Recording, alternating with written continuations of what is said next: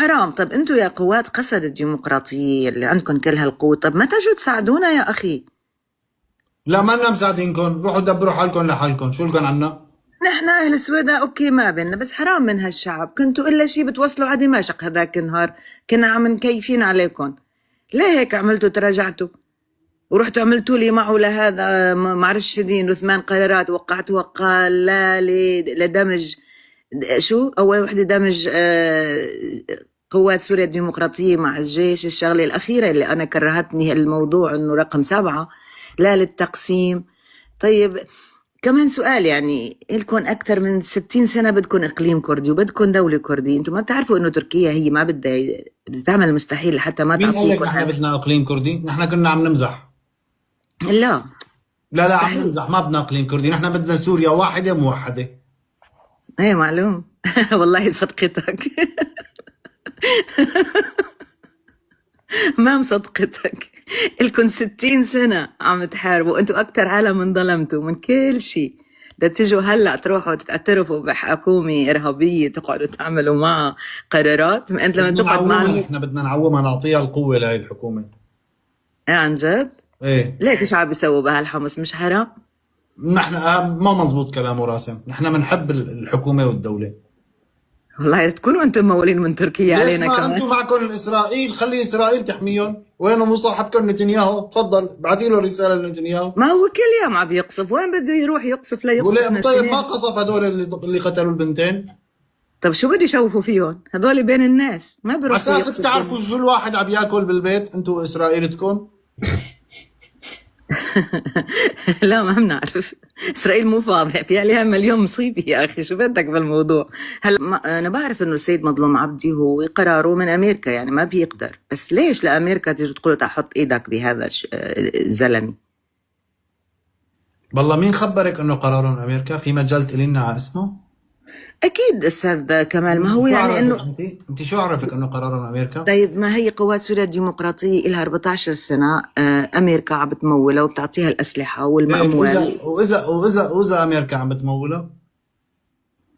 يعني ما في يتصرف سيد مظلوم عبدي بدون قرار مين امريكي. حكى لك؟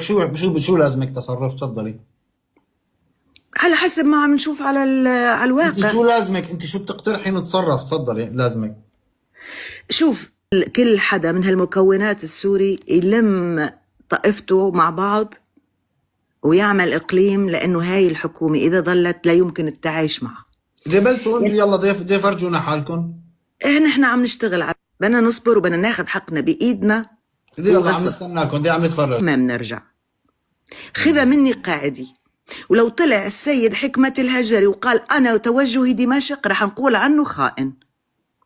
نحن على دمشق ومع هاي الحكومة نفس الشيء. أنا بعرف إنه عندكم عرب وقنديل ومش متشابك ومسيحية، صعب تعملوا هذا يعني تعملوا هاي الدولة، لكن بدها شغل.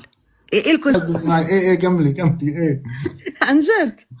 يعني أنا بعرف الإنسان إنه حكومة إرهابية بروح بتفاوض معه وبوقع معه قرارات وكذا بدنا نسلم حضرتك قيادة قوات سوريا الديمقراطية الأستاذة نانا المتواجدة في الولايات المتحدة الأمريكية، وتحت إيدك 100,000 مقاتل، 5-6 مليون منظومة مجتمع مدني تأتمر بأمرة حضرتك. شو القرار اللي ممكن تاخديه هلأ بهاي المرحلة؟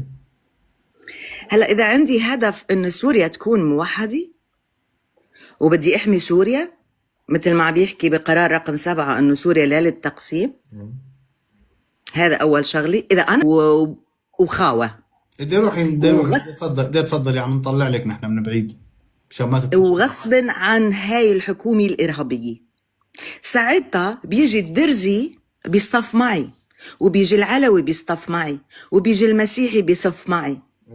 اتأكد تماما إنه هاي الشعب مخنوق وعم يستنى باب فرج، ولو إجا الفرج من عندكم لا تشوفوا كيف كل الشعب منهم المسلم المعتدل إنه راح يكون معكم، والدرزي والعلوي والمسيحي، وبعدين راح يفكروا إنه ما خلاص ما عاد بدنا ننفصل. هذا إذا قراري. نحن حاطينكم بالواجهة، عم نشوف شو عم تتصرفوا وانتم بالجنوب، بدنا نشتغل مثلكم.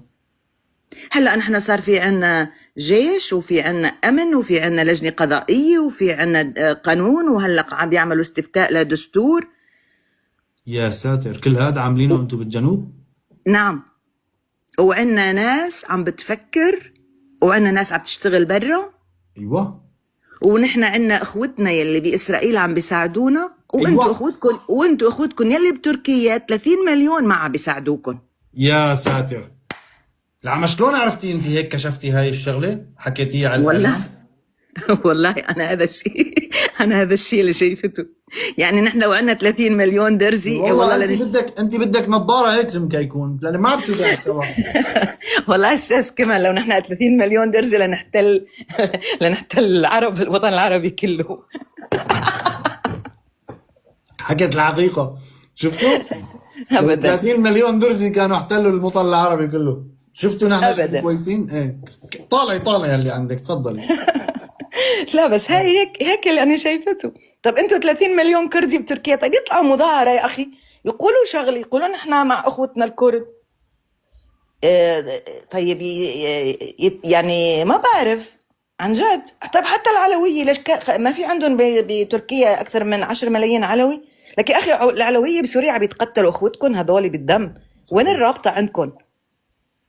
ما عم وين؟ يتحرك الدم تبعهم، بس الدم عنكم انتم الدرز يتحرك بين اسرائيل. والله نحن ابدا، نحن ليك اذا واحد بيصيبه بدقوا شوكي بالغرب، يلي بالشرق بده يسال انا هون، انا بساعدك. نحن هيك. مع احترام الطائفة العلوية ما عندنا كبير استاذ. نحن لو شو في رايك كبير ما شو خافنا رايك هيك. شو رايك بالسيد وليد جنبلاط؟ ما هذا ما بيمثلنا. ما هذا إيه لزق لا، حاله إيه لا اسمع ونص. ليش ما بيمثلكم يعني؟ حزير ليش؟ ليش؟ الله يرحم بيو والله يلعن اللي بيجيب مسبي لبيو. عرفت؟ وليد جون بلاط لزق حاله بالدروز من شان مواقف سياسية وياخذ شيء ايوه سياسي. يعني وليد طلع مو جون درزي بلاط، هو. لا وليد جون بلاط بحياته ما زار السويدة، ولا بيعرف شيء عن السويدة، ولا بيعرف وجع السويدة. فلذلك هذا لا يمثل أهل السويدة، بيمثل حاله والناس اللي تابعينه. ايوه طيب أما ليش أهل البلعوز؟ السويدة ليس البلعوز كلب خائن ابن كلب، كان أنا بعرف أهله وبعرفه له هلا شخصيا. كنت عم بتقولي بس الدرزي طقته شوكه من لا هون هذا بتحرك من هونيك. لا هذا خائن. في عندك بكل مجموعة خونة.